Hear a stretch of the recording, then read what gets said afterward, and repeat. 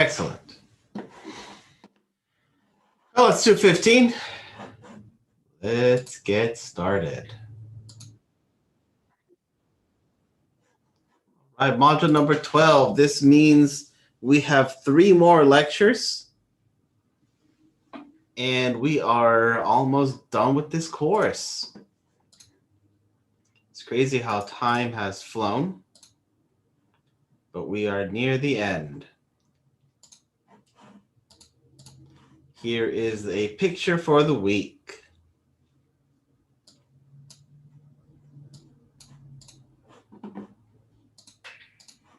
Now this week we're going to talk about access control.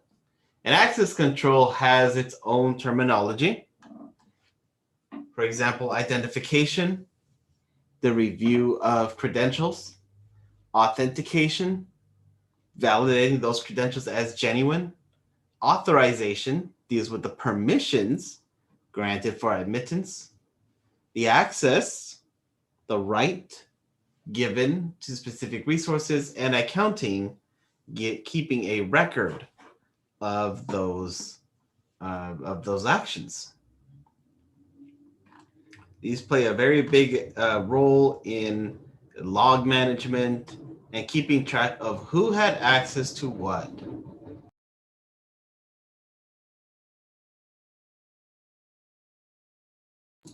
There are several people who have to be part of this process of access control.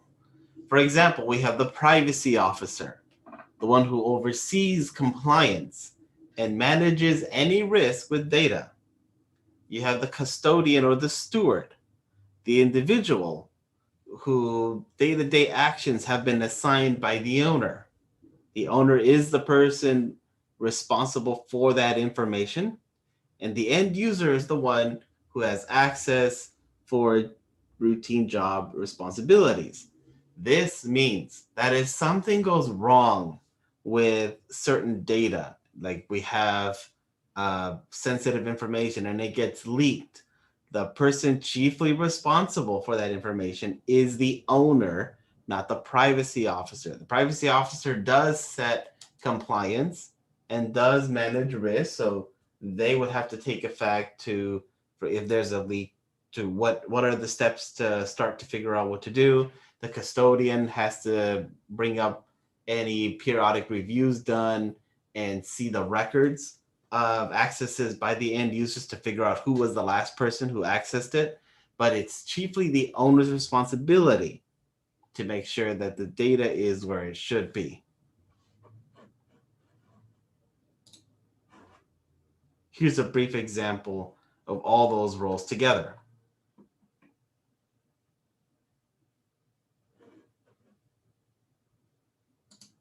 Now, there are different access control models, different ways that you can implement this thing we call access control. There's the mandatory access control, where the end user cannot set anything. It is the most restrictive model. The discretionary is the complete opposite, where the subject has total control over the objects that they access. There's a role-based access control, which is typically the way that Azure works, where permissions are assigned to particular roles in the organization, and then the users assigned to those roles. So instead of giving each individual person specific rights, we're going to give a group rights and then add users to that group. So we're not dealing with individual people, because we could be in a company of 200,000. You don't want to manage 200,000 individual users' rights, but putting them into groups would make life easier. You have the rule-based, which dynamically assigns roles to subjects based on a set of rules made by the custodian, and the attribute-based, using policies.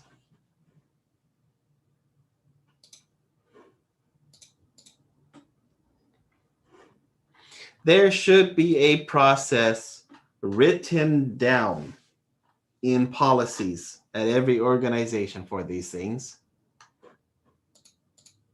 When a new employee comes on board, there should very much be a formal process set in policy to protect the company. All the steps needed to not only make the new employee feel part of the team, but also be as productive as soon as possible. Our focus is not on that entire process, but is specifically on the IT part. For example, the computer they'll use needs to be provisioned. Their mailbox needs to be set up. The user accounts and proper permissions need to be set. But just as with onboarding, we need to have a formal process set in policy for offboarding, backing up all employee files from their computer, any server files, archiving email, forwarding email to a manager or a coworker, disabling the account immediately to prevent the user from getting even or causing harm to the company, getting control of any cloud data. It's not recommended to delete an account, but to disable it in case the user encrypted files with their account password.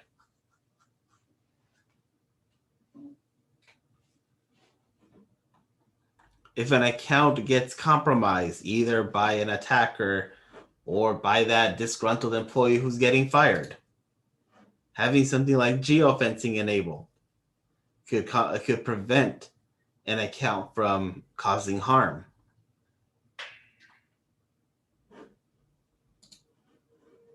Having time of day restrictions is another great way for access control. We know when our workers should be working, and we know when they shouldn't. They should not be working at night. We're paying them to work in the day. We're paying them to work 8 hours a day. We're not paying them to work at night. Therefore, no one should be logging on after 5, 6, 7 o'clock, whatever. And if there is an attempt to log in, it's got to get blocked. There is also the least privileged principle, something that users do not tend to like. But it's an important concept that, when followed correctly, prevents attackers from getting far should a breach occur. By giving accounts, users, and systems only enough rights to do their job, you minimize the damage a compromised account can do.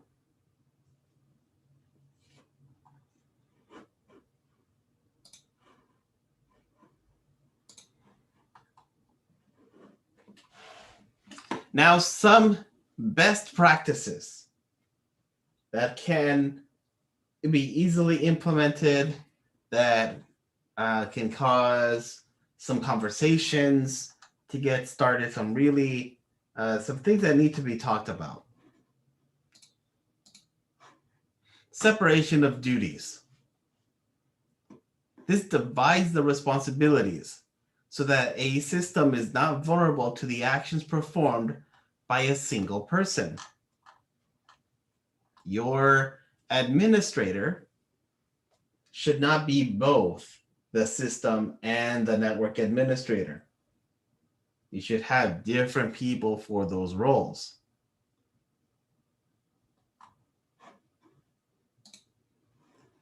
There should also be job rotation.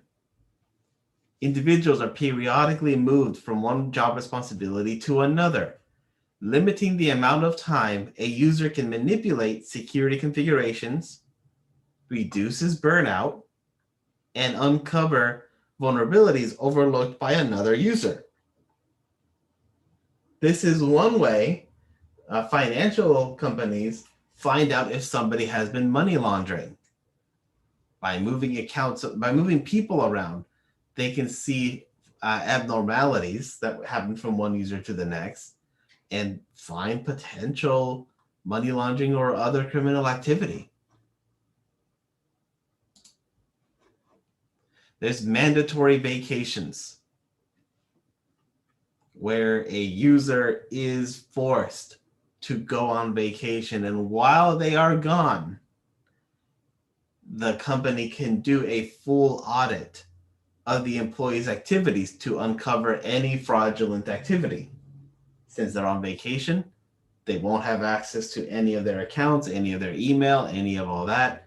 All passwords will be changed so that IT can perform a full audit of the user while that user is away. They can't do anything about it. They're on vacation. There's also the clean desk policy, ensuring all confidential or sensitive materials are removed from a user's workspace. This prevents the risk of theft from prying visitor eyes, or even from pictures like this one, and increase an employee's awareness to protect sensitive information like this user did not have an awareness to protect sensitive information.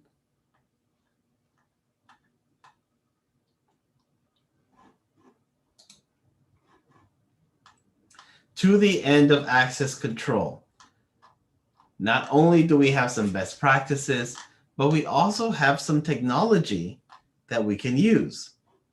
For example, Radius, an industry standard where, for example, clients like the Radius clients or all devices like access points who send user credentials to a Radius server that authenticates and authorizes the request, recording the response and sending it back to the access point. Radius's strength is these messages never leave the internal network. Thus, attackers are not able to compromise something they can't see from the outside. There's Kerberos. Used by many, it's a ticket granting system for authentication. Tickets that contain information linking it to a user must be presented to a service which verifies it before access is granted. The entire process, all these 10 steps that you see here, are all internal and transparent to a user.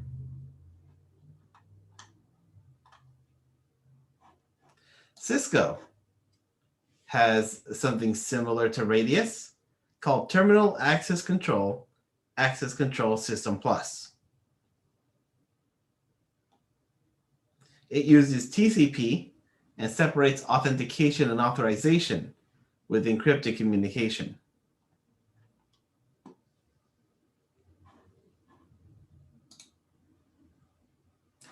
And there is also the lightweight directory access protocol, a database stored on the network that contains information about users and devices. The ISO standard for LDAP is X.500, with the secure version of LDAP is LDAPS.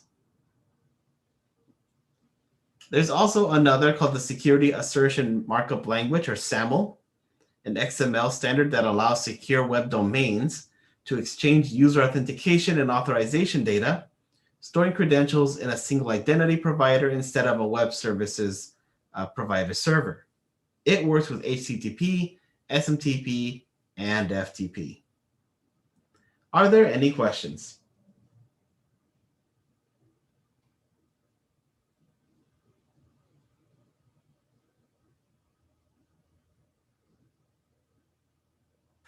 Seeing none,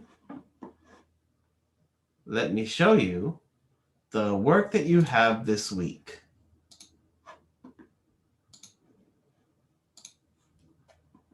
This week is a little different. I have a question for you, and that's how close are you to getting your Security Plus cert?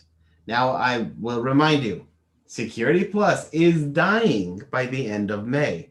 So if you want to get Security Plus certified under the content that we have been covering that goes towards the 501, do it sooner than later, because that cert is going to go away and be replaced by the 601, which does have different focuses. It does have some updated content, so it won't exactly match the same as the stuff we have been covering these last 12 weeks.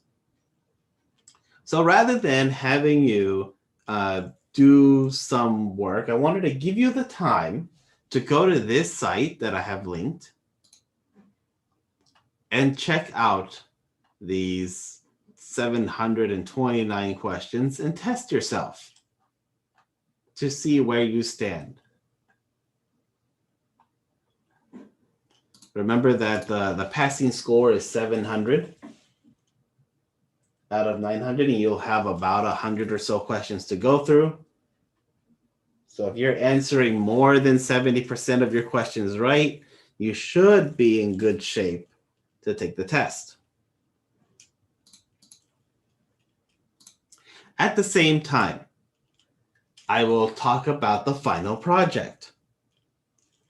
By the end of this week, I will have a CTF server running where the entire class will input questions to.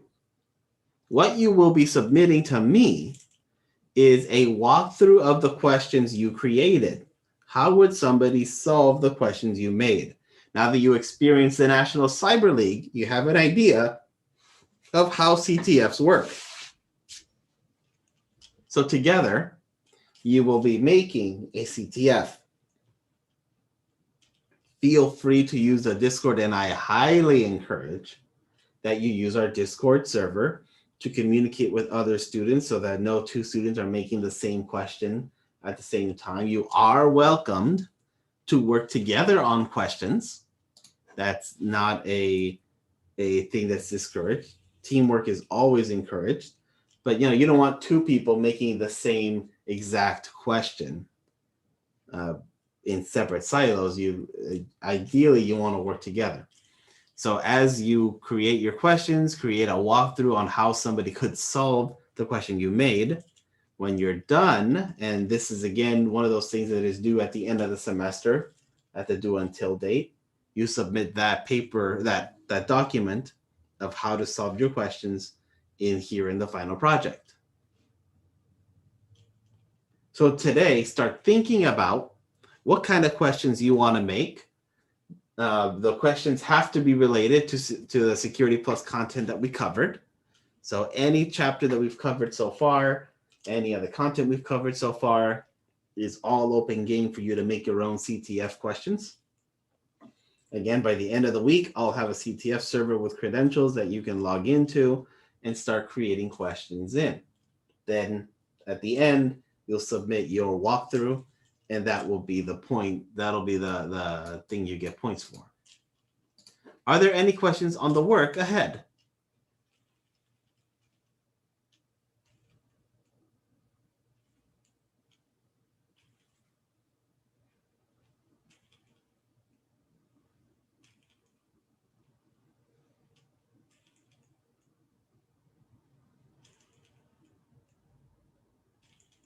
All right, well, seeing no questions, if you do come up with any later, feel free to message me on Discord and chat with each other. Otherwise, I will end the